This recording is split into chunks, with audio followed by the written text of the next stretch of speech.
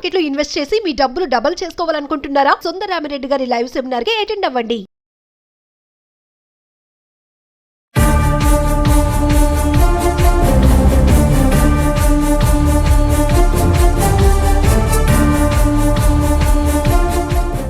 నమస్తే, welcome back to Suman TV. Present మనతో పాటు ఉన్నారు తోడు నీడ ఆర్గనైజేషన్ ఫౌండర్ రాజేశ్వరి మేడం. నమస్తే మేడం. నమస్తే నవీన. మేడం, నేను ఈరోజు కొన్ని టాపిక్స్ మీ ముందుకు వచ్చాను. కొన్ని డౌట్స్ కూడా ఉన్నాయి చాలా. ఏంటంటే ఇప్పుడు మగవాళ్ళని తీసుకుంటే కొన్ని విషయాలు ఏంటంటే భార్యల దగ్గర, భర్త భార్య దగ్గర దాస్తారు, అన్ని దాయరు. కొన్ని విషయాలు ఓపెన్ అవుతారు, కొన్ని మాత్రం చెప్పరు. అంటే అవి చెప్పితే వీళ్ళు రచ్చ చేస్తారు, గొడవ చేస్తారు, ఇబ్బంది పెడతారు అనే ఒక థాట్ ఉంటుంది. సో అది ఎంతవరకు కరెక్ట్ అంటారు? నిజంగా కొన్నే చెప్పాలా, కొన్ని చెప్పకూడదని అంటారా? అంటే చెప్పడం అన్ని ఓపెన్ గా ఉండడం ఎప్పుడూ మంచిదే. అయితే ఇప్పుడు నువ్వు చెప్పినట్టుగా రచ్చ చేస్తారు, గోల్ చేస్తారు అని చెప్పరు. ఎందుకంటే ఇప్పుడు వాళ్ళు ఏదో అలసిపోయి ఆఫీస్ నుంచి వస్తారు. ఇప్పుడు అంతకుముందు ఎప్పుడో మూడ్ బాగున్నప్పుడు ఈయన ఫ్లాష్ బ్యాక్లో ఏదో ఎవరో అమ్మాయిని లవ్ చేశాను ఏదో మాట వరుసగా చెప్తాడు. ఆ అనుమానం ఈవిడ మైండ్లో పడిపోతుంది. ఇంకా ఆయన లేట్ వచ్చాడంటే ఆమెతో కాఫీకి వెళ్ళాడేమో, ఆమెతో మాట్లాడుతూ లేట్ అయిందేమో అని సతాయించి అందరూ కాదు, కొందరు భార్యలు, నువ్వు పాత ఫ్రెండ్ దగ్గరికి వెళ్ళావా అని. నేను లేదు మరో అసలు ఆమె నెంబర్ కూడా మారిపోయింది, ఎక్కడుందో నాకు తెలియదన్నా ఇక నమ్మరు. అంటే అనుమానం ముందు పుట్టి ఆడవాళ్ళు తర్వాత పుట్టారంటారు. అందరూ కాకపోయినా చాలామంది విషయంలో ఈ తలనొప్పి ఎందుకు, అసలు నేను చెప్పకుండా ఉంటే పోయే కదా. ఇదే సినిమాలో చూపించాడు కూడా వెంకటేష్, ఎవరినో భార్యను లవ్ చేశానంటే కొన్ని విషయాలు చెప్పకూడదు, భార్యలైనా సరే మన మనసులోనే పెట్టుకోవాలంటాడు. అదేవిధంగా భార్య కూడా ఎవరో నాకు పెళ్లి చూపుల్లో నచ్చాడు, పెళ్లి చేసుకుందాం అనుకున్నాను, ఏదో కట్న కానుకల్లా కుదరలేదు, అది క్యాన్సిల్ అయింది, మిమ్మల్ని చేసుకున్నాను అందనుకో, ఇంక వీడి మైండ్లో అదే పడుతుంది. అయితే భార్య అయినా భర్త అయినా అనుమానం పెనుభూతం అని అదే మొదటి అసలు గొడవలకి కారణమవుతుంది. దాన్ని వీళ్ళు లైట్గా తీసుకోవాలి. లైట్గా తీసుకోరు. ఈ రచ్చ మనకి ఎందుకని చాలామంది దాస్తారు అలాంటి విషయాలు. నాకు ఎవరు ఫ్రెండ్స్ లేరండి అంటారు. ప్రతి మగాడు ప్రతి ఆడదే అడుగుతుంది, నీకు ఎవరన్నా గత జీవితంలో ఫ్రెండ్స్ ఉన్నారా అని. ఉన్నారని చెప్పిందే కొంపకొల్లేరే. అందుకని చాలా మంది చెప్పరు. అంటే నిజంగా ఒకవేళ చెప్పారనుకోండి మేడం, నిజంగా చెప్పితే అలా తీసుకొని ఓహో అని తీసుకొని పక్కన పెట్టి కొనసాగించే వాళ్ళు లేరంటారా? ఒకళ్ళిద్దరు వేలు మీద లెక్క పెట్టచ్చు అలాంటి వాళ్ళని. అనుమాన పడే వాళ్ళే ఎక్కువ సంఖ్యలో ఉంటారు. ఎందుకంటే ఇదివరకు ఏదో అయిపోయింది లేని లైట్ తీసుకునే వాళ్ళు చాలా తక్కువ మంది ఉంటారు. ఈ అనుమానంతో ఉన్న జీవితాన్ని నాశనం చేసుకునే వాళ్ళు ఆడవాళ్ళైనా మగవాళ్ళైనా ఎక్కువ. అందులో ఆడవాళ్ళు ఇంకా ఓపాలు ఎక్కువే ఉంటారు. ఇలాంటి అనుమానాలు సహజంగా ఆడదానికి ఎక్కువ ఉంటాయి. ఎందుకంటే బహుశా ఒకలాంటి ఇన్సెక్యూరిటీ ఫీలింగ్ ఏమో అనుకుంటా. వాడితో గొడవ వస్తే వాడు పొమ్మంటాడు, నాకు ఆపర నాశనం అయిపోతుంది, నేను ఇక్కడ ఉండాలంటే వాడు ఎవరితో ఉండకూడదు అనే ఒక ఫీలింగ్, ఏదో ఇన్సెక్యూరిటీ ఫీలింగ్ ఏదో ఉంటుంది. దాంతో ఇక భావి జీవితాన్ని నాశనం చేసుకుంటారు ఈ గొడవలతో. గతం అది అయిపోయింది, ఇప్పుడు మేమిద్దరం బాగున్నామా లేదా అది కదా ముఖ్యమన్న విషయం మర్చిపోతారు. వర్తమానం గురించి మర్చిపోతారు, గతంలోనే వాళ్ళు జీవిస్తుంటారు. అంచేత దాంతో వాళ్ళకి సగం గొడవలకి కారణమవుతుంది. ఇంకా కొంచెం చూస్తే మేడం, ఫినాన్షియల్ గా ఆర్థిక విషయాల్లో కూడా భార్య కొన్ని విషయాలు చెప్పరు భర్త. అవసరం లేదు ఈమెకి చెప్పడం ఎందుకు అనుకుంటారు. అక్కడ కూడా ఏంటంటే ఈవిడ అనుకుంటది నాకు ఏది చెప్పడం లేదు, చెప్పాలి కదా, నాకు బాధ్యత నాకు తెలుస్తుంది కదా అని ఈవిడ ఒక ఫీల్ అయిపోతా ఉంటది భార్య. అవును. మరి ఇది ఎంతవరకు కరెక్ట్? ఫస్ట్ థింగ్ ఏంటంటే భర్త ఫైనాన్షియల్ విషయాలు, కుటుంబానికి సంబంధించిన అన్ని విషయాలు భార్యతో షేర్ చేసుకోవాల్సిన బాధ్యత కూడా ఉంది. చాలామంది మగవాళ్ళలో ఒకలాంటి అలసత్వం, అంటే ఏంటి ఆడదానికి చెప్పేది ఏంటి అనుకుంటాడే కానీ అదే ఆడది నీ ఇంటికి ఇల్లాలు, నీ ఇంటికి యజమానురాలు, ఆవిడ డీల్ చేస్తోంది ఇంట్లో వ్యవహారాలన్నీ. అలాంటప్పుడు ఆవిడ దగ్గర ఎందుకు రహస్యం? ఇప్పుడు బయటికి వెళ్తే చాలామంది మగాళ్ళు ఎక్కడికి వెళ్తున్నారో చెప్పరు, జోళ్ళు వేసుకుంటారు, వెళ్ళిపోతారు. బయటికి వెళ్తున్నా, మహా అయితే బయటికి వెళ్తున్నా అని చెప్తారు. బయటకంటే ఎక్కడికి వెళ్తున్నావు, ఎప్పుడు వస్తావు, ఏమీ తెలియదు. ఆయన కోసం ఎవరో ఫోన్ చేస్తారు, లేదా ఎవరో వస్తారు. మీ ఆయన ఉన్నాడా? లేరండి. ఎక్కడికి వెళ్ళారు? తెలియదండి. ఎప్పుడు వస్తారు? తెలియదండి. ఈ తెలియదు అనే జవాబు ఆమెకి ఎంత అవమానం అనిపిస్తుంది. ఇంకొకటి, ఇప్పుడు నువ్వు వెళ్ళావు, పెడదామని బయలుదేరావు, దారిలో ఎక్కడో యాక్సిడెంట్ అయింది, తీసుకెళ్ళి హాస్పిటల్లో పడేశారు. ఆ సంగతి భార్యకి తెలియదు కదా. ఆయన బేహోష్ అయిపోయాడు, చెప్పే పరిస్థితిలో లేడు. ఇటు టిక్కు ఫోన్ కొడుతుంటుంది, ఫోన్కి జవాబు ఉండదు.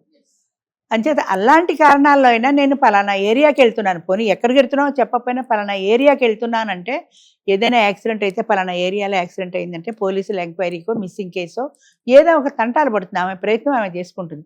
రహస్యం కాదు అది, చెప్పకూడదనంటే ఏంటి చెప్పేది అనే అలసత్వం, నిర్లక్ష్యం. ఆ నిర్లక్ష్యం వల్ల భార్య బలవుతోంది కదా. దానివల్ల నువ్వు 10ంటికి వస్తానన్నవాడు 10 రాలే, 11 రాలా, 12 రాలా, ఏమైపోతాను అంటాడు. సేఫ్గా వస్తే ఏమైపోతావో ఎవరికి తెలుసు, రోజులు ఎలా ఉన్నాయి. అంచేత ఒక మాట చెప్తే నష్టం లేదు కదా. నేను ఇవాళ డిన్నర్కి వెళ్తున్నా లేదా పార్టీకి వెళ్తున్నా, దీనికి చెప్పేది ఏంటనే నిర్లక్ష్య ధోరణి ఎప్పుడు మంచిది కాదు. చాలామంది మగవాళ్ళకు ఉంటుంది అది. దానివల్ల వాళ్ళ కుటుంబమే నాశనం అవుతుంది. వస్తే వచ్చాళ్లే, పోతే పోయాళ్లే, వచ్చినప్పుడే తలుపు తీద్దాం తలుపేసుకుని ఆడది పడుకోలేదు. ఎందుకంటే దాని మనసులో ఒక యాంగ్జైటీ, ఆందోళన సహజంగా ఉంటాయి. అందుకని అలా చెప్తే ఎవరైనా వచ్చి అడిగారనుకో, పలానా చోటుకి వెళ్ళారండి, టైం పడుతుంది, పలానా టైంకి వస్తారు అని కనీసం జవాబు చెప్పగలుగుతుంది. ఆ జవాబు చెప్పడంలో ఒక కాన్ఫిడెన్స్ ఉంటుంది, నా భర్త గురించి నాకు తెలుసు అని. ఏమోనండి నాకేం తెలియదండి, తలుపేయడం తీయడం ఒకటే నా పని అన్నట్టు ఉండకూడదు కదా. యజమానురాలైన తర్వాత దానికి కొన్ని బాధ్యతలు ఉంటాయి, కొన్ని రైట్స్ ఉంటాయి. అది భర్తలు మర్చిపోకూడదు. కొంతమంది భర్తలు ఉంటారు మేడం, ఏమంటారు అంటే కొంతమంది గురించి, అందరి గురించి కాదు, చచ్చిపోతున్నాను ఈ టెన్షన్స్ తోటి, నా వల్ల కావట్లేదు అని చెప్పేసి అక్కడ ఇంట్లోనే భార్య ముందే ఫీల్ అయిపోతా ఉంటారు. భార్య పాపం అడుగుతుంది, ఏంటి ఏమన్నా సమస్య, ఫైనాన్షియల్ చెప్పొచ్చు కదా, షేర్ చేసుకోండి, నేను తీర్చకపోయినా మాట సహాయం, ఇద్దరికి కోఆర్డినేషన్ ఉంటుంది కదా. అడిగినప్పుడు కూడా విసుక్కునే భర్తలు చాలా మంది ఉన్నారు. నీకెందుకు ఇవన్నీ ఆడదానివి, నువ్వు పోయి వంటింట్లో పో, ఆ వంటిలే దాన్ని సామ్రాజ్యం అన్నట్టు, నువ్వు వంటింట్లో పోయి వంట చేసుకో, నీకెందుకు అంటారు. ఇప్పుడు మన వాళ్ళు కార్యేషు దాసి కరణేషు మంత్రి అని చెప్పారు ఆడదాని గురించి. అంటే నీకు మంత్రిలా సలహాలు ఇస్తుంది. నీ ప్రాబ్లం ఆఫీస్ ప్రాబ్లమే కావచ్చు, ఆవిడకి ఇంటితో సంబంధం లేకపోవచ్చు, కానీ నువ్వు ఏదైనా ఒక సమస్యలో ఉంటే దాని నుంచి బయటపడే మార్గం చెప్తుందేమో. నీకు నష్టం లేదు కదా చెప్పినందువల్ల. చెప్పలేదు అనుకో, కనీసం నీకున్న సమస్యను షేర్ చేసుకోవడంలో నీ బరువు భారం తగ్గుతాయి కదా. అట్లా ఎందుకు అనుకోరు? అలా అనుకోరు. ఆడదానికి అన్ని విషయాలు చెప్పకూడదు అనే కాన్ఫిడెన్స్ చాలామంది మగవాళ్ళు అలా ఉంటుంది. ఆడదానికి ఎందుకు చెప్పాలి, నా ఆఫీస్ విషయాలు నువ్వు ఏమైనా అరుస్తావా తీరుస్తావా అంటారు. ఏమో అరుస్తుందో తీరుస్తుందో నువ్వు చెప్తే కదా తెలుస్తుంది. అది నీకు అనవసరం, నా బాధ ఏదో నేను పడతాలే, నీకెందుకు, అన్నిటికీ నీకెందుకు నీకెందుకు నీకెందుకు అనేది వీళ్ళ భార్యాభర్తల మధ్య బంధాన్ని స్ట్రాంగ్గా నిలబెట్టదు. దానివల్ల బీటలు వారుతుంది. అంటే నాకెందుకు, ఆయన నాకు ఏ సంగతిలో చెప్పరు, ఏ సంగతి షేర్ చేసుకోరు, నాతో ఏ విషయమో చెప్పరు, చికాకు పడిపోతారు. ఇంటికి వచ్చేప్పటికి ఏదో ఆఫీస్లో టెన్షన్లు ఉంటాయంటారు, ఏంటంటే మాట్లాడరు, నేనేం చేయలేకపోతున్నాను అనే ఈ బలహీనత అమ్మాయిని మానసికంగా బాధపడుతుంది కదా. గట్టిగా అడిగితే గొడవలు వస్తాయి. అంచేత ఈ గొడవల కంటే నువ్వు ఉన్నదేదో కొంత షేర్ చేసుకుంటే పోతుంది కదా, నీకు నష్టం ఏం లేదు దానివల్ల. ప్రధానంగా ఏంటంటే నష్టం లేని విషయాన్ని చెప్పడం వల్ల భార్యాభర్తల మధ్యన ఉండే బంధం గట్టిపడే అవకాశం ఉంటుంది. అది పోయి ఎంతసేపు నీకు అనవసరం, నువ్వు పోయి వంట చేసుకో, వంటిల్లే నీ సామ్రాజ్యం, నీకు మిగతా వాటితో సంబంధం లేదు అన్నట్టు మాట్లాడితే ఆ బంధం నిలబడదు గట్టిగా. అంటే మేడం ఫైనల్ ఒక విషయం చెప్పండి, భార్యాభర్తల మధ్యలో దాపరికాలు అనేవి అసలు ఎంతవరకు ఉండాలి, ఒక స్థాయి ఏమైనా ఉంటుందంటారా? అది ఎంతవరకు ఉండాలి అంటే అసలు నిజానికి న్యాయంగా చెప్పాలంటే భార్యాభర్తల మధ్యన దాపరికాలు ఉండకూడదు. కానీ కొన్ని చెప్పటం వల్ల కొత్త సమస్యలు వస్తాయి. ఇప్పుడు వాడు గర్ల్ ఫ్రెండ్ ఎవరో ఉందని చెప్పాడు, ఆ అమ్మాయి పెళ్ళైపోయింది, ఎక్కడికో వెళ్ళిపోయింది, ఇప్పుడు ఆ అమ్మాయితో వీడి కాంటాక్ట్లో లేదు, అయినా భార్య మనసులో ఈ అనుమానం అనే బీజాన్ని నాటావు కదా. అలాగే ఆవిడ కూడా ఎవరినో పెళ్లి చేసుకుందామంటే ఒక అనుమానం బీజాన్ని నాటావు కదా. అంచేత ఇవి నాటడం ఎందుకు, లేనిపోని రచ్చలు ఎందుకు, గొడవలు ఎందుకు అని అలాంటివి చెప్పరు. ఎక్కడ ఎంతవరకు చెప్పాలో అంతవరకు చెప్పడం ఎప్పుడూ మంచిది. అలా అని ప్రతిదీ రహస్యంగా దాచాడు అనుకో, ఇప్పుడు గర్ల్ ఫ్రెండ్ గురించి చెప్తే పెళ్ళాంతో గొడవ వస్తుందని దాచాడు. ఎక్కడో చదివాను, ఒక 10-15 ఏళ్ల తర్వాత ఆ గర్ల్ ఫ్రెండ్ అనుకోకుండా వాడికి ప్రత్యక్షమైంది. చూసేప్పటికి వాళ్ళే పాత ప్రేమ చిగురించి ఆ అమ్మాయిని మళ్ళీ వాళ్ళ ఆఫీస్లోనే జాబ్ ఇప్పించాడు. పెళ్ళానికి చెప్పలా, ఆఫీస్లో జాబ్ ఇచ్చాడు. ఆఫీస్లో వాళ్ళిద్దరు కలుస్తున్నారు, మాట్లాడుతున్నారు. ఆ అమ్మాయిని ఒకరోజు ఇంటికి తీసుకొచ్చి తన చెల్లెలుగా పరిచయం చేసి, తన కజిన్గా పరిచయం చేశాడు. వాడి కజినే అనుకుంది, అమ్మాయికి తెలియదు ఇదే పాత లవర్ అని. సో కొన్నాళ్ళకి విషయం బయటపడింది. బయట పడితే అప్పుడు కూడా ఆ భర్త ఏమంటాడంటే, నేను ఇద్దరిని సమానంగా చూస్తాను, నీకెందుకు? మరి అలా భార్య హర్షించగలుగుతుందా? ఇంకొక పార్ట్నర్ దాని లైఫ్లో, తన భర్త లైఫ్లో తనే ఉండాలనుకుంటుంది. ఏ స్త్రీ అయినా అంతే అనుకుంటుంది. అలా కాకుండా దానికి కూడా కొంచెం జరిగి చోటు అంటే ఇదే ఆఫీస్లో సీటు కాదు జరిగి చోటు ఇవ్వడానికి. అంచేత అది యాక్సెప్ట్ చెయ్యదు. నువ్వు చెయ్యవు కాబట్టి నేను చెల్లెలని చెప్పా. అసలు సిగ్గులేదా? చెల్లెలని చెప్పి లవర్ని చెల్లెలని చెప్పి ఎలా పరిచయం చేస్తాడు? వాళ్ళిద్దరూ మధ్యలో చెల్లెలని పేరు చెప్పి లవర్గా ఎలా తిరుగుతావు దాంతో? అంటే బంధాల్లో ఉండేటువంటి పవిత్రతను కూడా పోగొడుతున్నారు ఇలాగ. అన్నా చెల్లెలు పేరు చెప్పి చాలామంది మా అన్నీ అండి అంటుంటారు. గంటల తరబడి మాట్లాడతారు. సొంతాన్ని అయితే ఎవరూ మాట్లాడరు సృష్టిలో. అసలు ఫ్యామిలీలోనే ఎవరితో మాట్లాడరు.